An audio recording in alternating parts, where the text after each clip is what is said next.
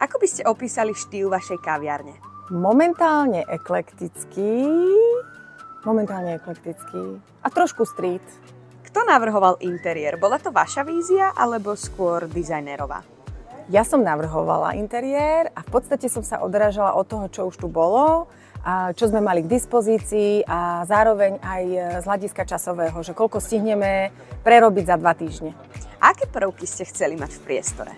Ono je to veľmi náročné, že čo človek chce a čo vlastne ten priestor sám ponúka. Išla som do toho s otvorenou hlavou a nemala som víziu. Vyslovene som vošla do interiéru a obhliadla sa dokola a pozrela sa, že čo si to naozaj pýta. Čím je vaša kaviareň taká jedinečná? No tak určite príjemnou obsluhou a super majiteľkou, ale zároveň máme pridanú hodnotu v keramike. To znamená, že človek, ktorý už ovláda nejaké také základy keramiky, si vie prísť, vytvoriť čáločku cez naše otváracie hodiny. Máte tu niečo originálne, čo pre vás má veľkú hodnotu?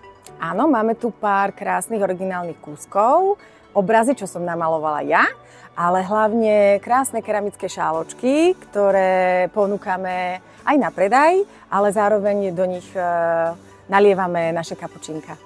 Aké materiály dominujú v kaviarni? Prírodné, určite prírodné. Máme vzadu veľkú stenu od tehly, teda vlastne to je keramické, a drevo. Ale ku koncu roka, alebo časom moja vízia je, že celá kaviareň bude jeden veľký showroom keramiky. To znamená všetko keramické, od svetiel cez lyžičky po poháre a v podstate, čo sa bude ľuďom páčiť, to si vedia aj kúpiť. Máte nejaký obľúbený kútik alebo detail vo vašej kaviarni? Nemám, každý kútik je nádherný. Buď si sadnem na náš gauč a tam sa proste rozplývam a viem tam aj zaspať aj na hodiny, alebo si sadnem do okna. Veľa ľudí má rádo tieto francúzske okná.